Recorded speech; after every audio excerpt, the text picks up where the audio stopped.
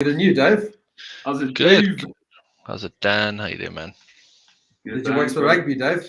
No, I did not watch the rugby. It's not going to happen. It'll never happen.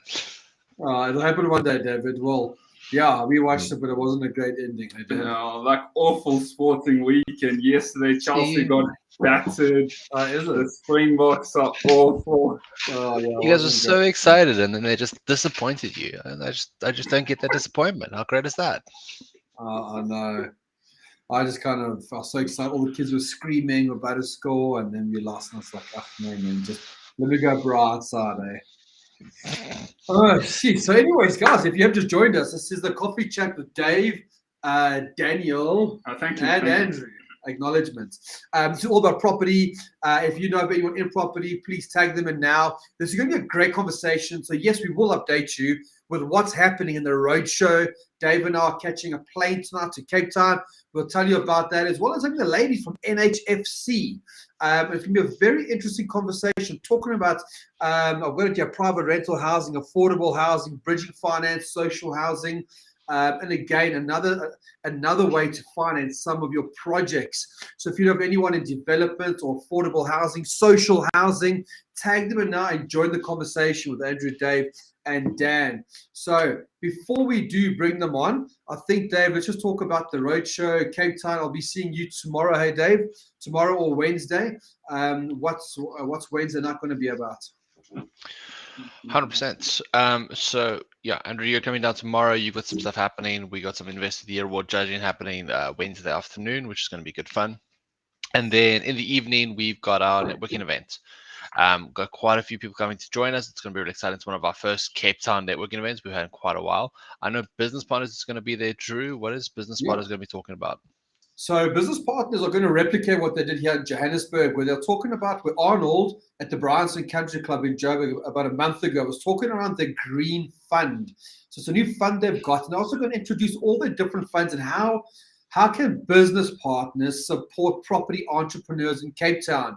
And they'll let you know what their niches are, and with a big focus on the Green Fund, because a lot of people, Dave, as you know, due to load shedding and stuff, are going down the road of solar. But what does it cost? How does it work? What do you need to qualify to purchase that property with solar panels? So they'll go into a bit of detail regarding that. And of course, Dave, as you know, it's a networking event, so we get to meet like-minded property investors. Jonathan will be there, Cash and your students, Dave, as well as Christian Harbeck. There'll be property coaches in the room. There'll be financiers in the room. So make sure you come, bring a small business card, and come meet us. I'd love to meet you all there in Cape Town. So if you know of any Cape Town investors, please let them know about the event on Wednesday night. Dave will pop a link in the chat box. So that's Wednesday night. Is anything else happening, Dave, during the week? No, that's pretty much it for this week. And then maybe a little further afield. Next week, you'll be in PE, Drew, which is going to be nice and fun, seeing that, spending some time with Jade. Also running another event there. But we can talk about that more next week. And then next Saturday, the 19th, we got a Mastermind breakfast, which is also something to look forward to for our professional members. Definitely, that's going to be awesome. Okay, so let us know. There's a few people online now, which is great. Let us know where you are. What are you doing in property? Have you ever heard of NHFC? Have you ever heard of NHFC? I'll bring on the ladies in a minute or two just to introduce themselves, the business, the organization, how they're supporting. But let us know what you're all up to. Are any of you doing flips, student accommodation, buy-to-let, guest houses? Let us know what you're all up to. And again, because we're Cape Town this week, any Cape Town investors, please tag them in now. Let them know that we are coming to Cape Town for the roadshow. But I think, Dave, that's it. So from a housekeeping point of view. Yep, that's houses kept, nice and clean. So if you guys do want some tickets for those events, the links are in the chat box. If you ever have any issues getting those, you can always email support@SA Property Network. Just put the email over there for you guys. Fantastic. Just email us. Let's bring on Tsholofelo and Tsholofelo from NHFC, and let's do some introductions. Welcome, ladies. Thank you so much for your time. Thank you. Good afternoon, gentlemen, and good afternoon to the property community. My name is Tsholofelo Ramotshehwa. I am from the NHFC, known as the National Housing Finance Corporation. I'm the executive manager in the lending division. I don't come alone, though, today. I come with a colleague of mine, also from the lending division. Dumi, please introduce yourself. Thank you, Tsulu. Good afternoon, gentlemen, and all your viewers online. My name is Bitumelo Silua. I am from the NHFC, as Tsulu indicated. I'm part of the lending team, responsible for the bridging affordable housing portfolio. Thank you. And it's so awesome that Boitumelo actually flies down to Cape Town, right, to meet all of the investors in the networking session. I'm looking forward to it, huh? Yes, I am excited about it. I will be joining you guys on Wednesday evening. I'm looking forward to the engagements, and hopefully I'm going to come back with a lot of funding applications from, from the Cape people Town from investors. Yes, yeah. Excellent. That sounds great. So I think what we want to know now, Tsholofelo, it's the first time we're having you on board on a coffee chat in a community. Who is NHFC? What do you do exactly, and how do you do it? Just tell us a bit more about the organization and how you can support property investors. Certainly, Andrew. I keep looking for the unmute button because I'm used to Teams where you mute and unmute yourself.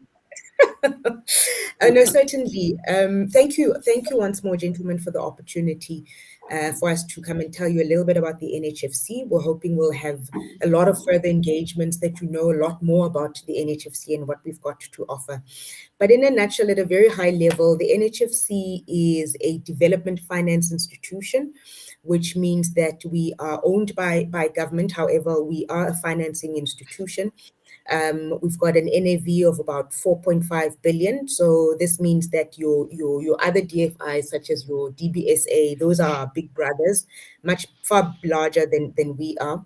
Our mandate is specifically to provide wholesale funding in the affordable housing market. So we would typically fund your social housing institutions, your developers, your contractors, your landlords that specifically are participating in the affordable housing space. NHFC has been around for some time. We were established in 1996. And we service the market that earns up to about 22,000 Rand. So if your beneficiaries, which means your either your tenants or people who are going to buy the houses that we're selling, if those beneficiaries are earning up to 22,000 Rand, that's really who our target market, or the people that we're trying to reach. Our product offering really includes innovative financing solutions. So we're a debt financier, innovative financing solutions specifically focused in the affordable housing space. So we wouldn't be able to fund you if you are investing in luxury property, for instance. We'd only be able to fund you if you're investing in affordable housing. We typically fund different types of products at a very high level. I'll take through some of those. In the division which we're in, Dumi and myself are at the lending division. We're responsible for the debt financing. As mentioned, I'm the executive manager in that particular division known as the lending division, and Dumelo is the program manager of what we call our bridging affordable product. Now, we finance social housing institutions and other delivery agents, or we finance in the social housing space. And that's where you've got a development, Andrew, that is accredited by the Social Housing Regulatory Authority.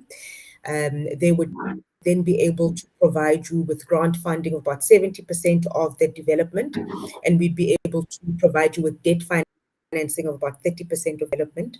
We also participate in what we call the rental space. So if you are an investor wanting to build a couple of units for the rental market, we'd also be able to provide you with debt financing, anything 80 to 90% debt financing, depending on the viability of the project. This is specifically in the rental housing stock market. If you are a developer or an investor wanting to build student accommodation, we would also be able to assist you by providing debt financing there. Again, 80 to 90%, dependent on viability of the project. And then where Dumi comes in, she's responsible for what we call the bridging affordable product. This is where we would then finance developers that are building to sell. So developers, particularly in the sales space.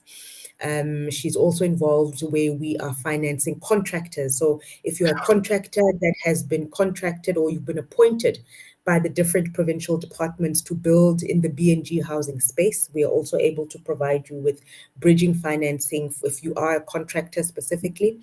We also finance in the incremental housing space. This is where we would fund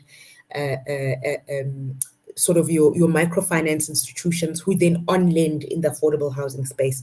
So if you've got microfinance institutions that are funding specifically individuals, particularly in the rural markets, who wants to make improvements to their homes, we would then fund those intermediaries and they would on lend to people in that space. And then lastly, we do other things except financing, although today I would like us to make sure that the conversation stays around the financing activities. But we are also known as the implementing agent for a product name known as FLISP.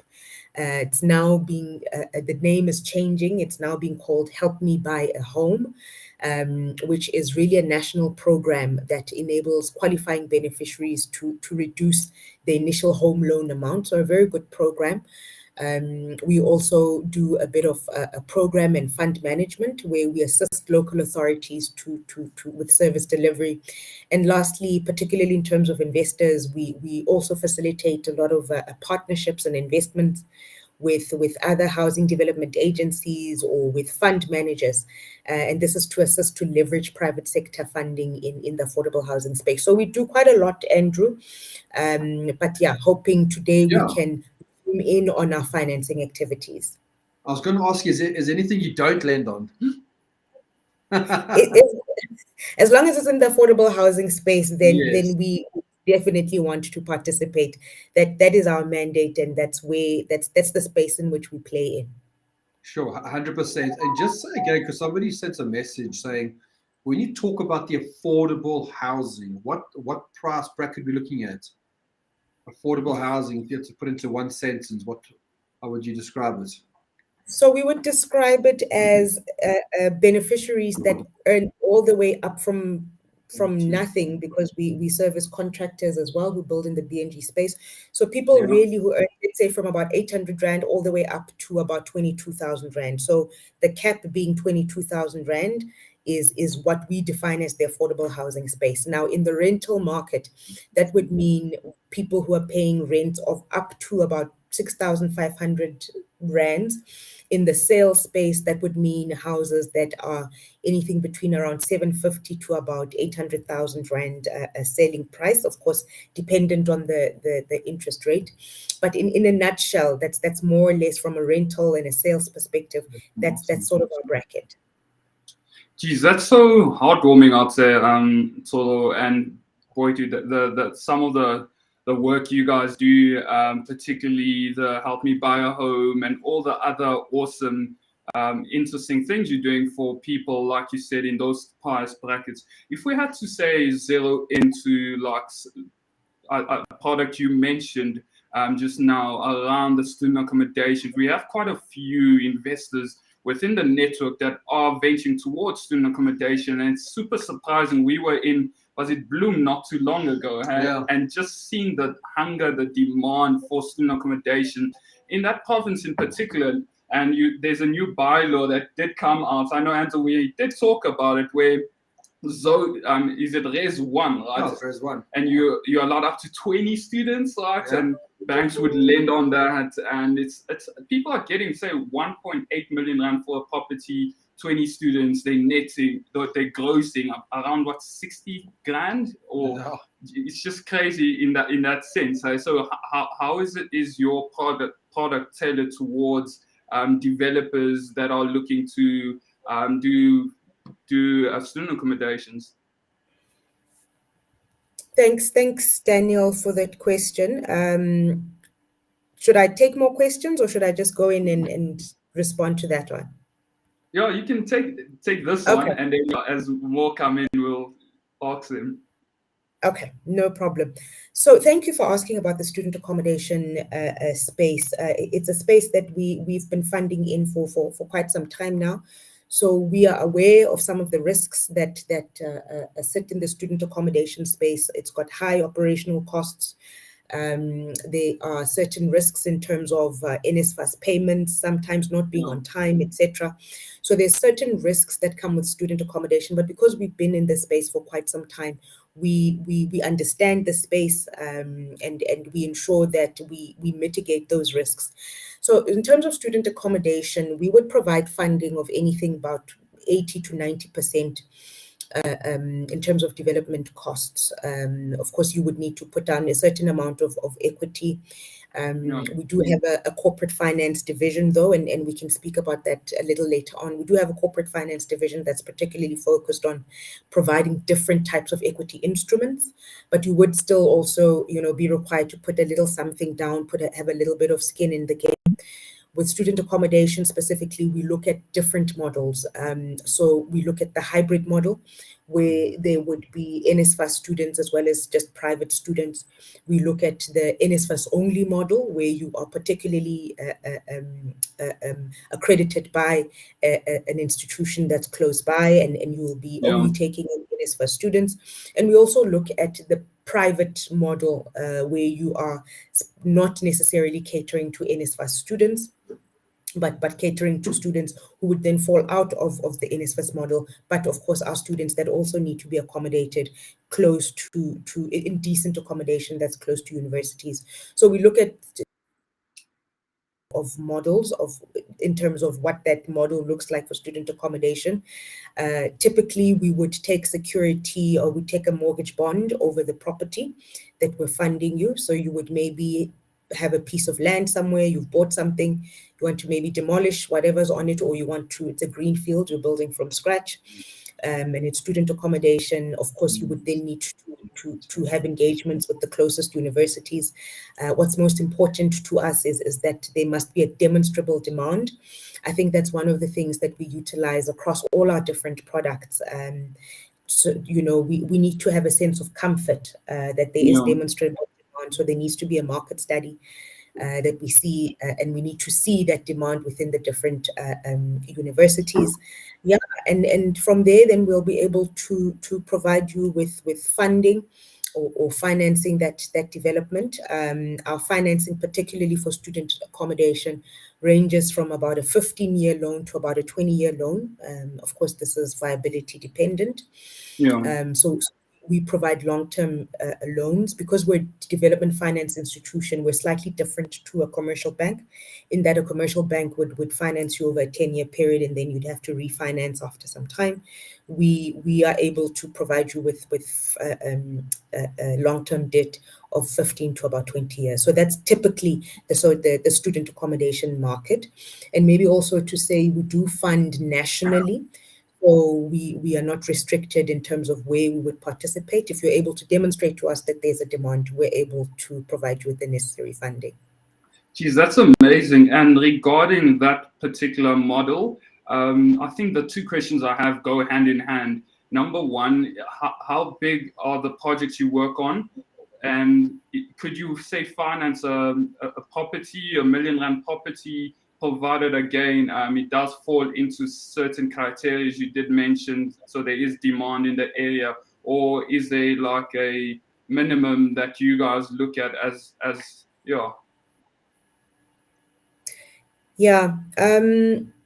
So it's a bit of a difficult apologies for that. So that's a bit of a difficult one, Daniel, because I never like to speak about minimums, because really, part of our mandate is not only participating in the affordable housing space, but also ensuring that we are transforming this space.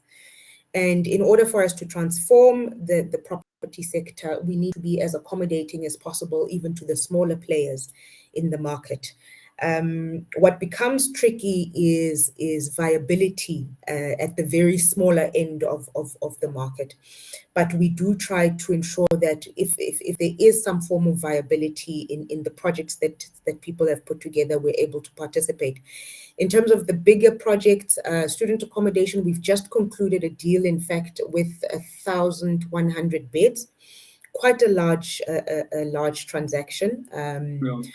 in the CBD. So really, I don't want to say we've got a minimum, as long as it's financially viable. And we're crowding in more players into the space, then we are able to participate. But in terms of the larger transactions, I think the largest, like I said, that we've just wrapped up now was about 1,100 beds. So far, that's the biggest we've gone in student accommodation, particularly. Awesome, thank you so much. And I think, Dave, there's quite a few questions coming in, eh? So why don't we start tackling the questions, because there's a few questions around criteria and all that kind of stuff. So Dave, let me get one up. 100%. So 2 questions I'm going to merge. It's from Candace and Clarence. They're both asking, what is the lending criteria specifically for businesses? What is the criteria for you to consider lending to that business? Or I guess the question that I know is actually what is the criteria of the deals? Because you're going to lend mostly based off the deals, or how are you going to run a lot of credit checks on the company as it exists? Are we going to run credit checks on the companies that exist? Yeah. So that what the is your question? criteria? Yeah. So what is your criteria for startups and businesses that are just starting up? Are you going to lend to a new company, or how do you measure that? Yeah. Okay. So we certainly do lend to new companies. So we do, however, prefer that you have some sort of a track record, even if it's a brand new company. In many instances, there would be an SPV, because we like it when we house developments in an SPV. Student accommodation, for instance, as an example, is we would typically, of course, want to take a mortgage bond of the property, etc. So it works better if we're working from an SPV. So it could be a new company, and that's fine. However, we do prefer to have jockeys who also have a little bit of track record in the property space or in the built environment space. We're lending quite a lot of money, and you just want to ensure that you are dealing with individuals who have an interest in this space, who can demonstrate some sort of track record in the space, even if the company itself is brand new. So we certainly do take into consideration the jockey and the experience in which the jockey comes in as part of the criteria. Really, like I said, it can be a new company. It has to be a legal entity, of course. So we don't lend to individuals. We would be lending specifically to businesses. We do require a certain level of equity contribution, as I mentioned.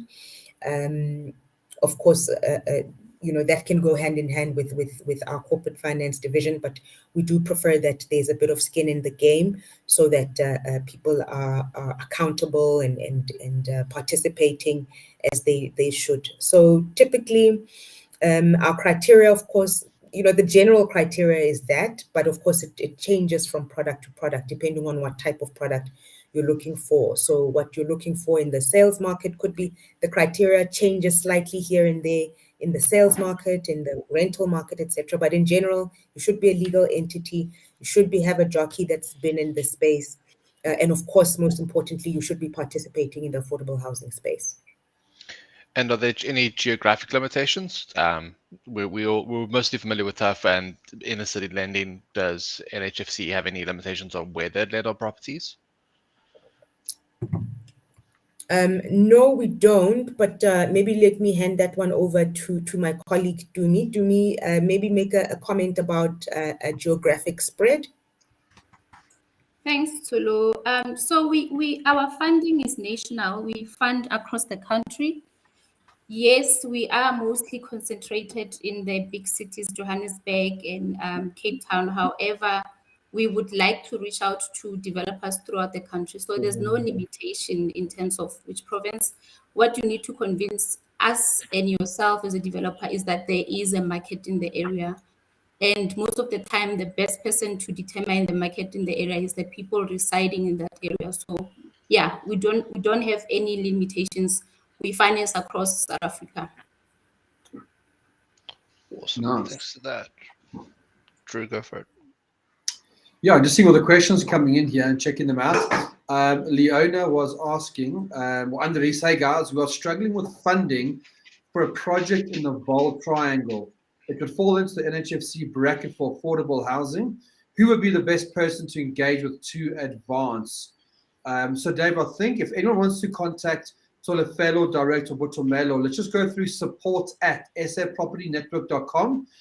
Email us, Andries, and we can forward the message down, and we'll make an intro for you, okay, to the ladies at NHFC. Have you ladies, have you done a project in the Vaal before, Botomelo? Within the bridging finance, we've done mostly subsidy housing. We did evaluate one where it was an integrated development. It involved subsidy housing and bridging affordable. But due to certain conditions around the changeable collateral, we couldn't offtake that funding.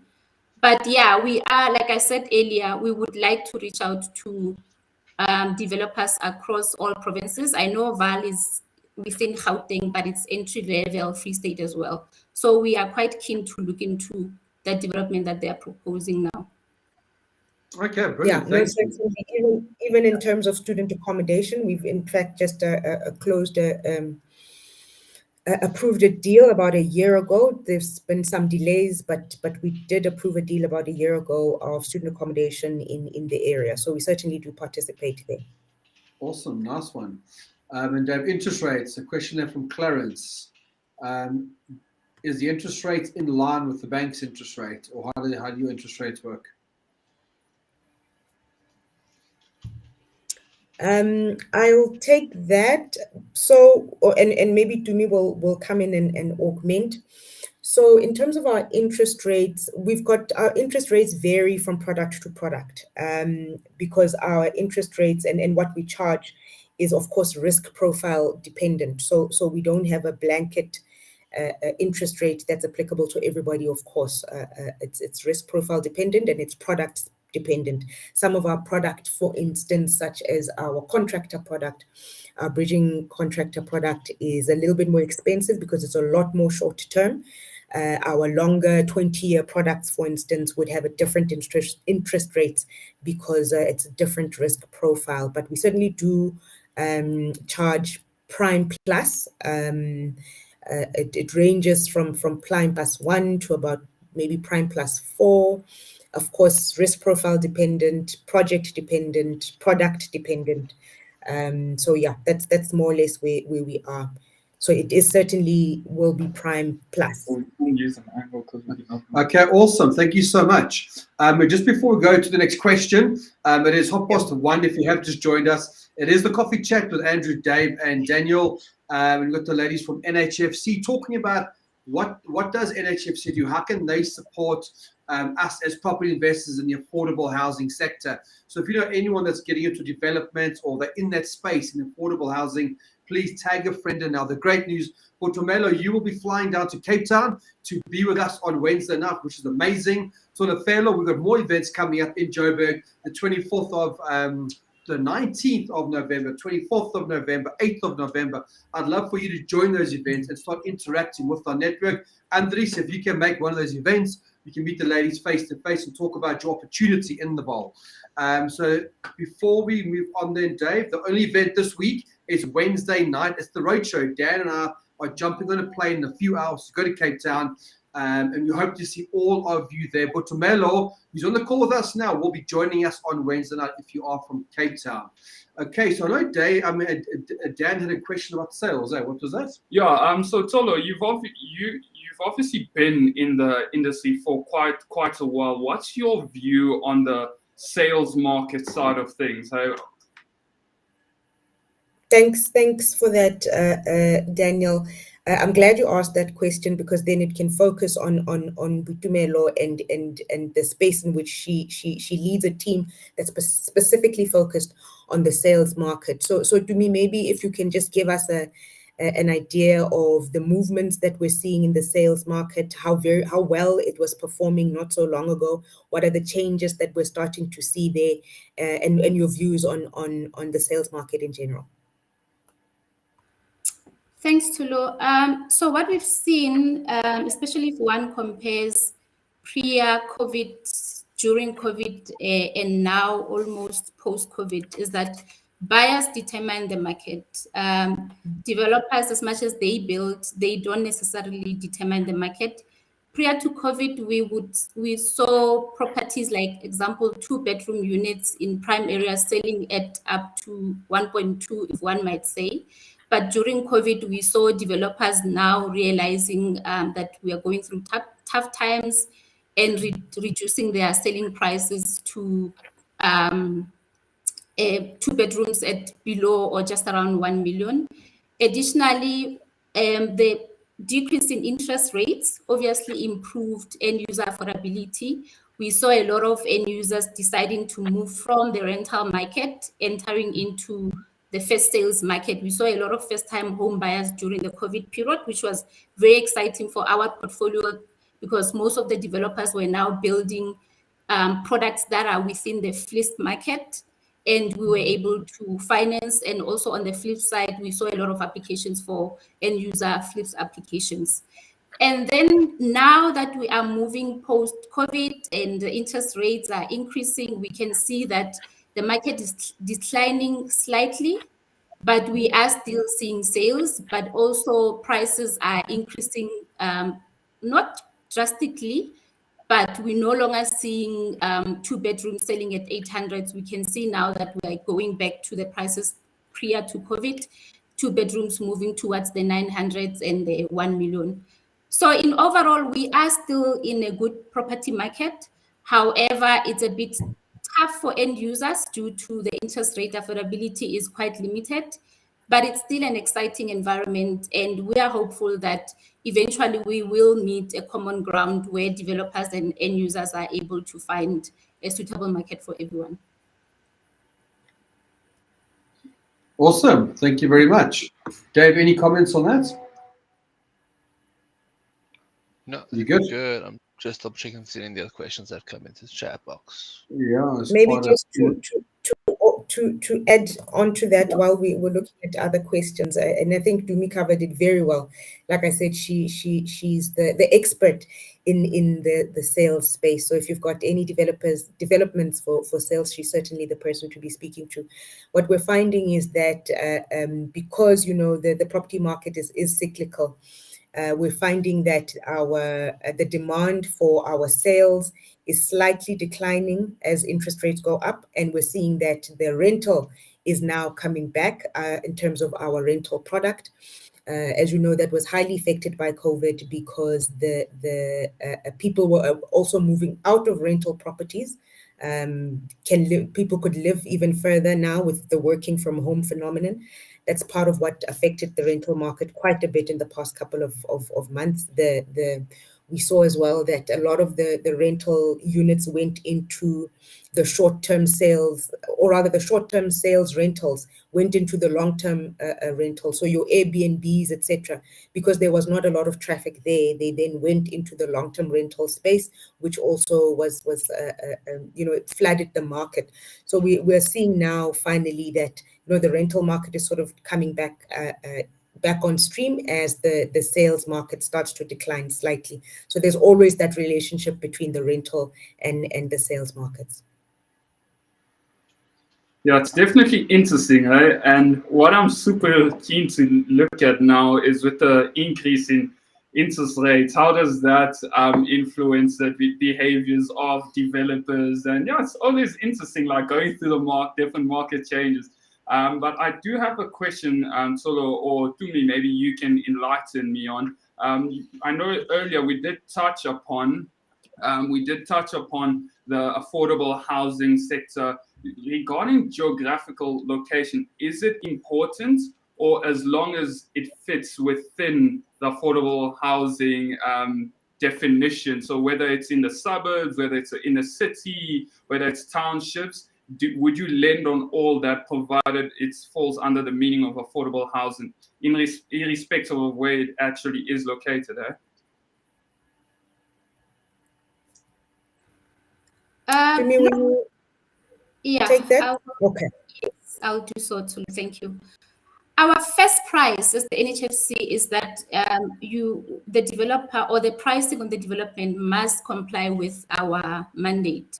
And as Tulu indicated earlier, our mandate is that the units must be affordable to end users earning 22,000 and below.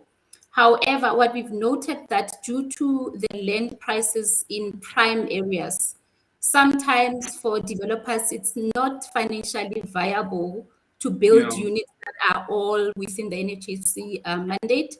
So we do allow integrated development, if one may call it that way, which is a development where there's a mix of list units, but also high level sort of affordable housing. But we encourage that it shouldn't be exceeding 1.1, and in overall it must be averaging at 820,000 per unit. Answering your question, in township located developments, what we've seen is that it's quite easy for developers to achieve a mandate, but Yeah. in suburban areas or where the market, there's a high demand, what we've seen is that it's quite challenging for developers to comply with a mandate. But what they do is they do blend it and make it integrated, and we're able to find it as well. Awesome, nice one. Thank you for that. Sure, it's quite a few there. Are you allowed to tell us where the best place to invest is for affordable housing, social housing? Any golden nuggets saying, hey, Andrew, go to this area. It's working really well. Any shortcuts for the viewers out there?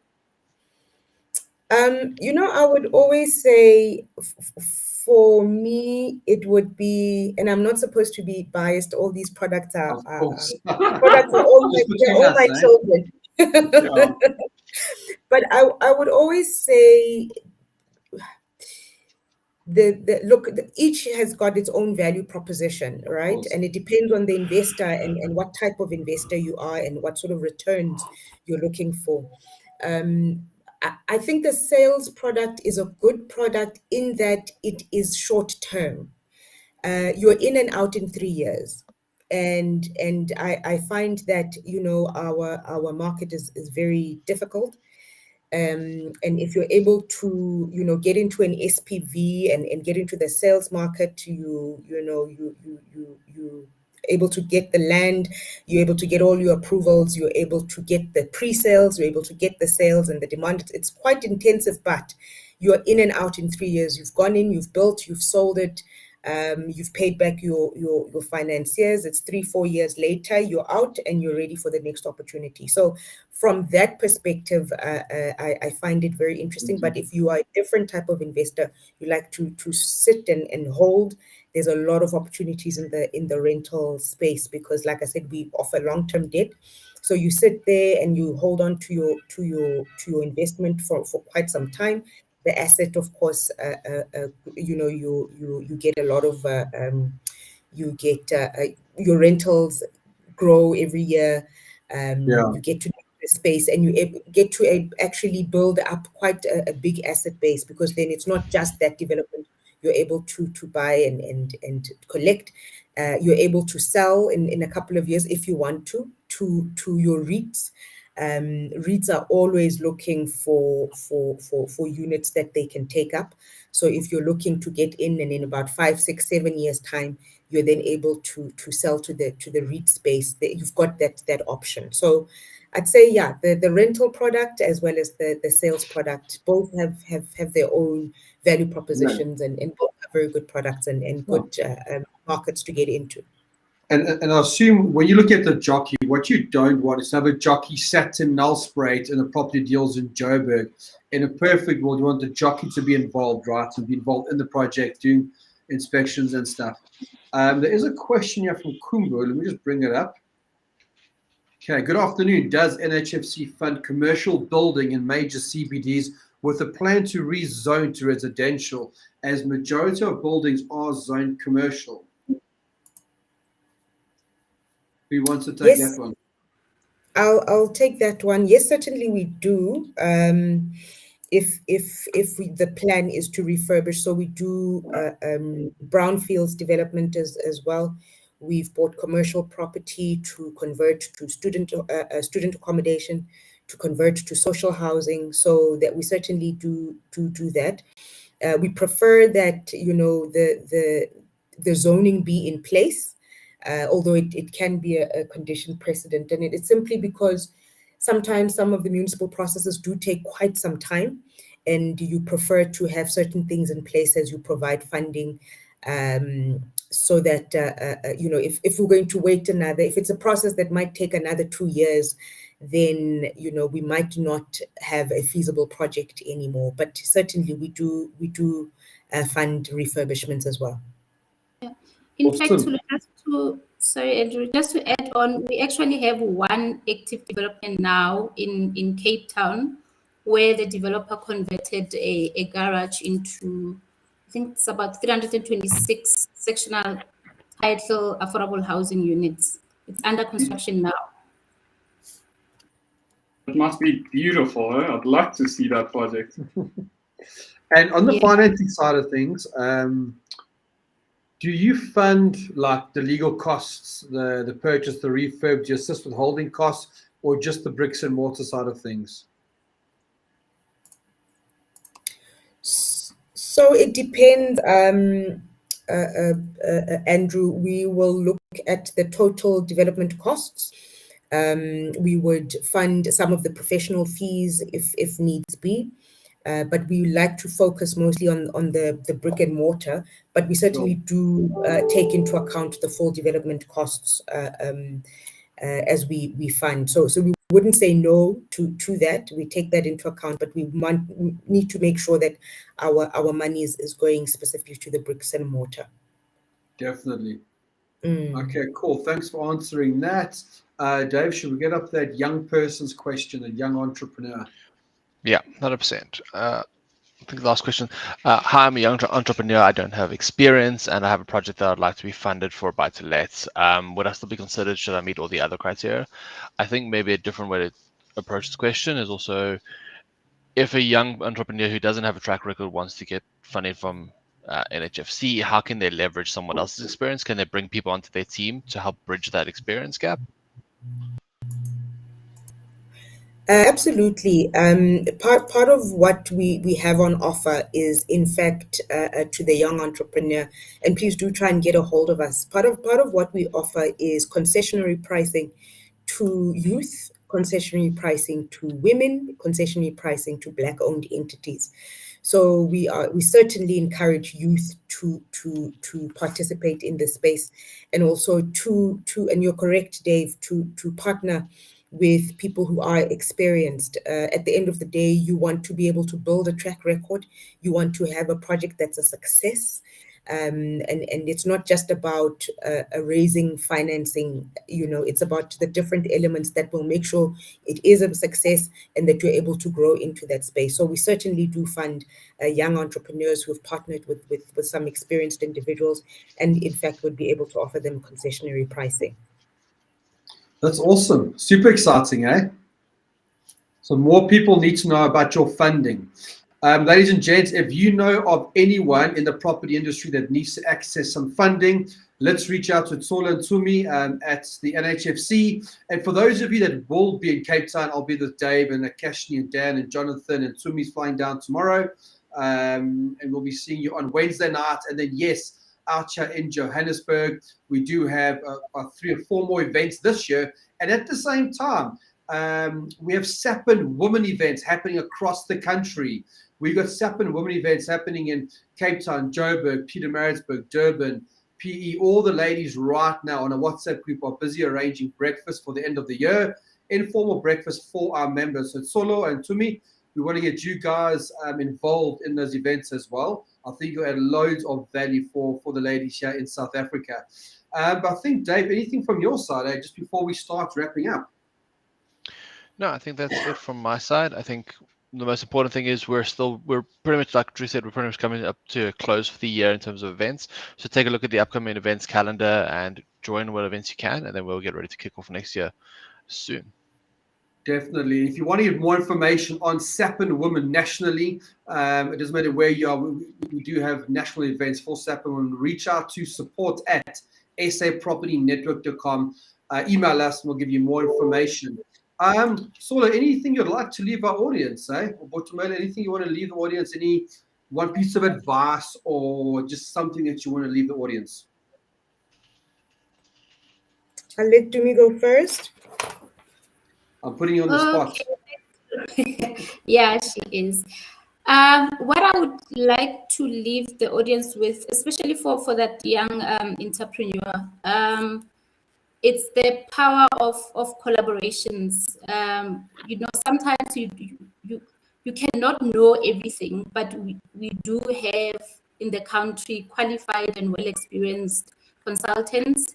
So instead of approaching a development all by yourself, which can be overwhelming, rather collaborate with other partners. We've seen collaborations even where the developer doesn't have the necessarily required equity, but then through partnerships, the team is able to put in sweat equity where consultants agree that we will not be claiming fees until your development is fully active. So collaborate with all the industry players, quantity surveyors, architects.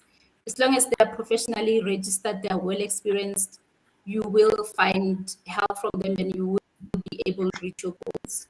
I think that's it from my side. Awesome. No, Thank I you. think, yeah, thank you so much, Jimmy. I think well said there.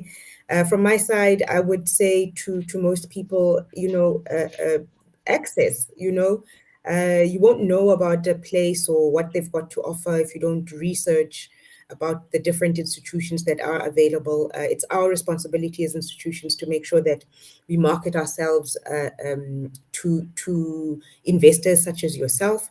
But it's also important that investors are researching to find out what products are out there, what's on offer, what do I have access to.